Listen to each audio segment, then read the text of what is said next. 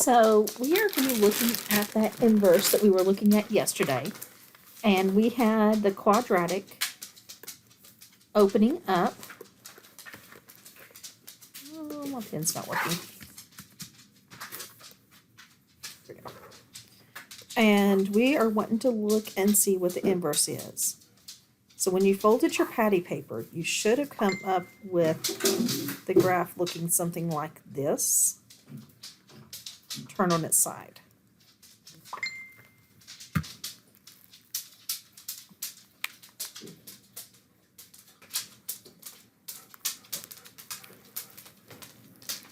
And so that would be our new parabola. It's turned sideways, and so that means it's no longer a function because it no longer passes that vertical line test. So that's the reason the inverse is not a function, is it does not pass the vertical line test. So if I was to look at the domain and range of the function, first, let's go ahead and do that. Let me get that in black.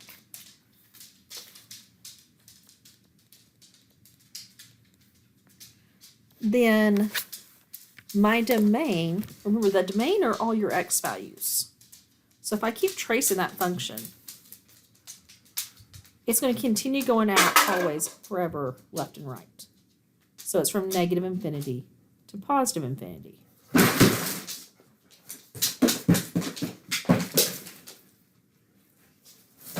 And my range is starting here at the origin, and it's going up. And so that means it's covering all the positive numbers. So if I went negative infinity to positive infinity, that would include all your negatives. That's not right. We need to include all the numbers. So how do I just write down the positive numbers? Well, the positive numbers start at 0 and then go up to positive infinity. So when I write that, that's from 0 to positive infinity. So that's for the function. The inverse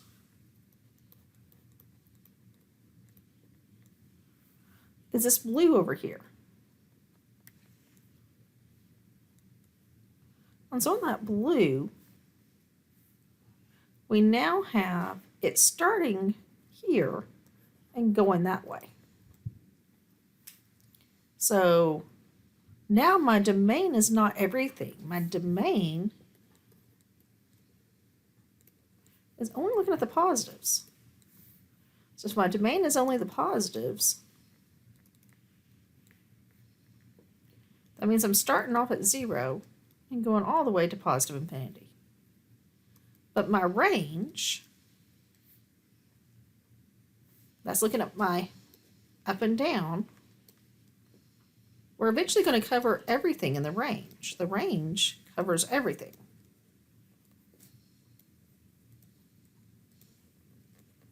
So therefore, it's from negative infinity to positive infinity.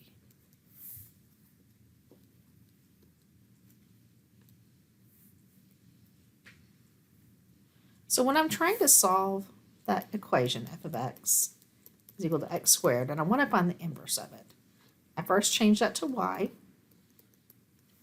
and then I switch my x and my y's location. And then I take the square root of both sides. But when I take the square root of something, I have to put a plus or minus. And it's because of that plus or minus, I can tell this is not a function because I don't know which of the values it is. So in order for me to be able to work with this, I need to block down and restrict the domain. So when I'm restricting the domain, that means I'm blocking off and only looking at a small section. You restrict the domain on the original function, and it's going to restrict it, the graph that's outputted. So I'm going to first look at, when we're looking at that positive square root of x section. It's this section right here. And it's easier to start here and then go back than to go the other way around. And so if I look at it from my domain, my x values, they're all positive. So that means I'm starting at 0 and going to positive infinity. My range values, again, are all positive. So that means I start at 0 and go to positive infinity. Now if we look at the original, and again, we're going to be just that restriction. That original one, to the domain is going to be the same as the range for the new, because if you look, it just flipped over and became here. So the domain is all positives, and your range is all positives. So let's now focus in on that other side. How would we create the negative section? Well, it's those two pieces that map to each other. And so when we're looking at that negative square root of x, and again, I'm going to start there because it's easier to see on this graph what we're doing, because it's just already restricted by the name. We're starting here and going down. So again, I'm dealing with all positives on my domain.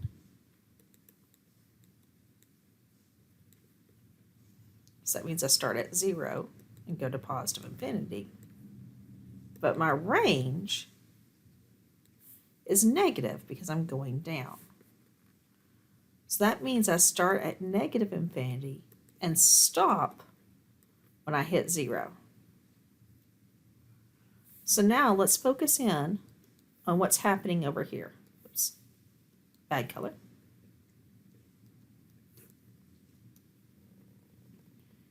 So there, my domain is negative. So start from negative infinity and go all the way to 0. And my range is, though, positive. So positive for the range. So that means I start at 0 and go to positive infinity.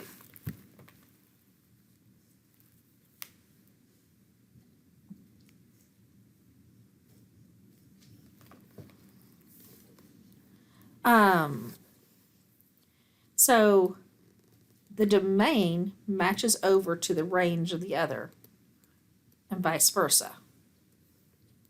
These are going to match, and those are going to match. So the domain of the function becomes the range of the inverse, and the range of the function is the domain of the inverse. And since we restricted it, then it is yes because of the restrictions.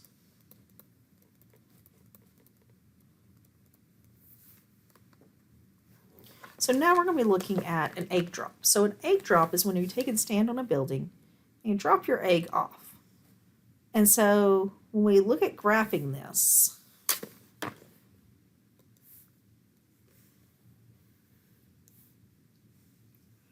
it's going to look something like this. So this is the height, and this is the time. And so when they drop the egg, it's going to follow this pattern. And that 64 will tell you that height. And to find the time it lands, we need to solve it, because that's when it lands and is at 0. It's equal to negative 16t squared plus 64. So subtract the 64, and we end up with x squared, keep writing t today,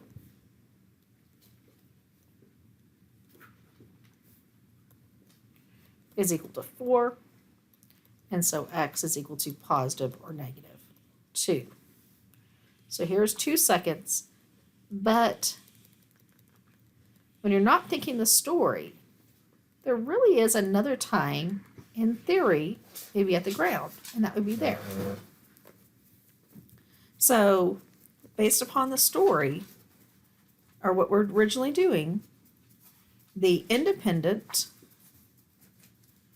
is the time, which is our x, and the dependent is our height, which is our y.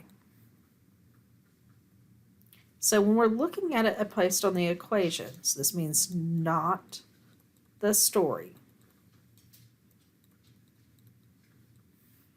then my domain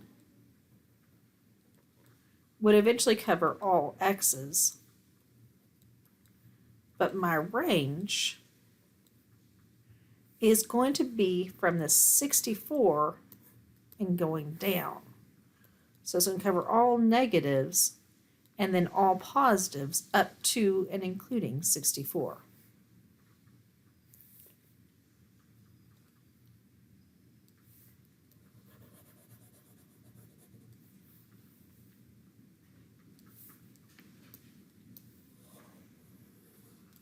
So when we take into account the domain and range of the story, that changes anything. So the domain of the story is going to only be from 0 to 2 because none of this matters and none of this matters. And the range is only going to be from 0 to 64.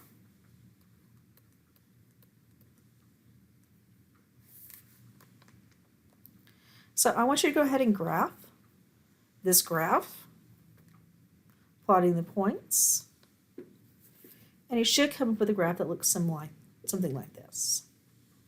So now we're going to take this and we are going to find the inverse. And so we are going to look at what are the independent and dependent spots of the inverse. So the independent is now going to be the other's height. So like the height was there. And the dependent for the inverse, so we're switching places. So this now becomes time, and this is the height.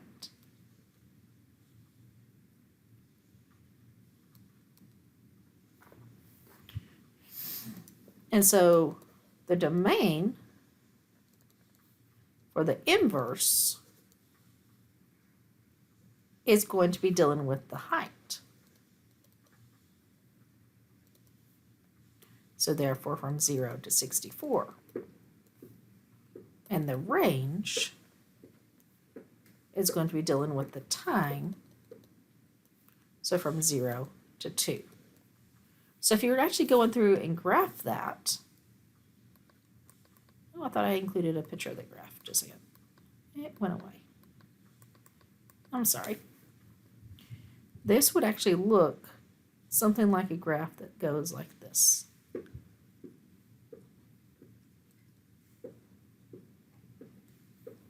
And this would be 64, and this would be 2. So when we find the inverse with a restricted domain, then that means that restriction is going to apply, and we can actually write the equation for that restricted domain.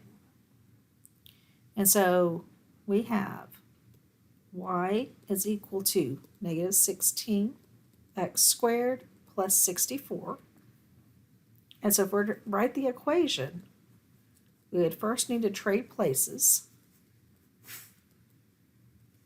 and then solve for y. So subtract 64 from both sides.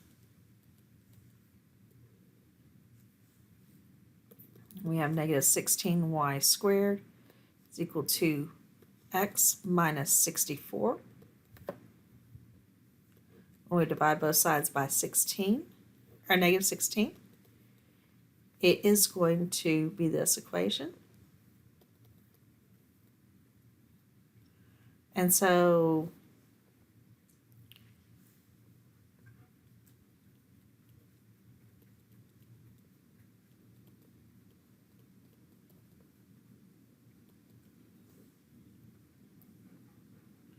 it's equal to x squared. And 64 divided by 16. Oh, I didn't mean to actually write that far. 64 divided by 16 is positive 4.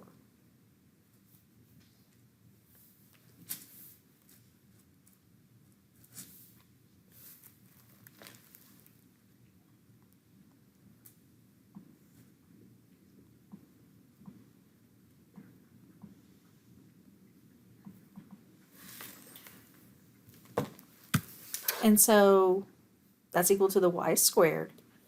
And so I'm just going to go ahead and rewrite it up here because we're not done solving yet.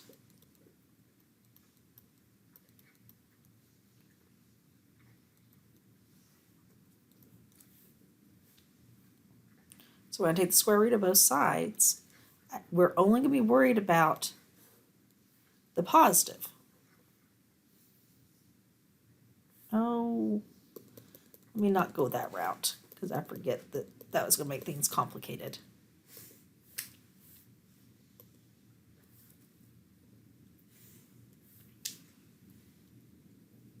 Let's go ahead and leave that as positive 64.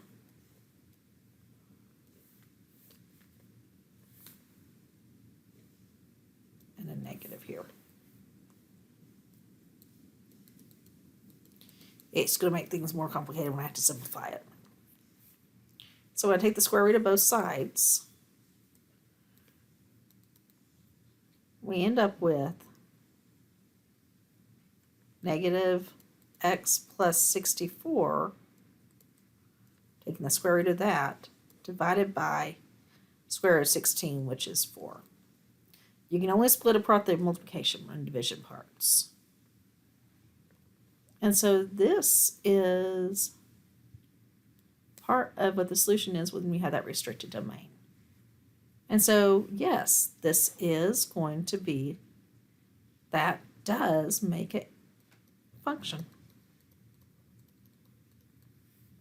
And this will tell us for any height input, what will the time be to be there? So we have two different ones. So we have the equation. If we plug in our, that we just did, 64 minus x divided by 4, this being our height, we get our time. And we had the original one that if we plugged in negative 16x squared, this being our time, it will give us our height.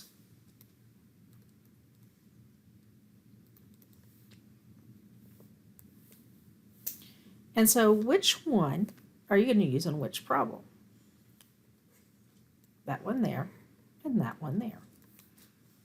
Because, and you'll do negative 16 times 1.5 squared plus 64 is equal to, and I believe it was like 1.9. Let me look and see.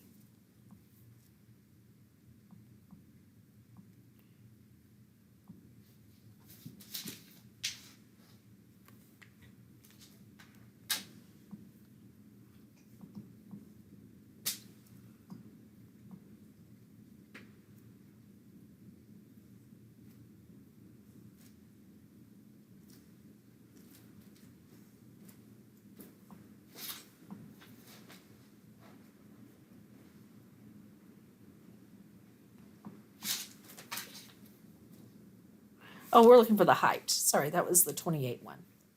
I was thinking of the other one.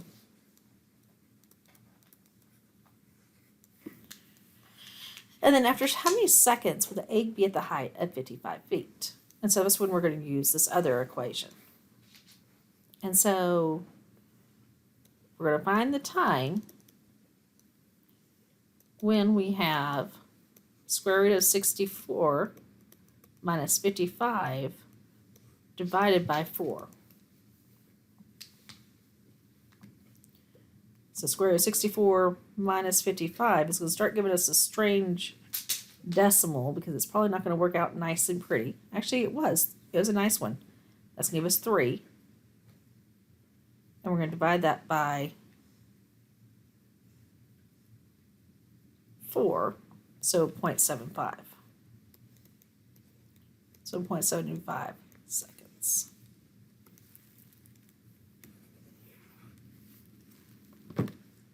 So for homework, you are going to do in the next section, you're going to do question 1, A through E, only these parts. So you're going to take the equation, you're going to plug in values and find this. And then find the inverse and graph both pieces. Make sure you follow directions. And come back to class with that done tomorrow.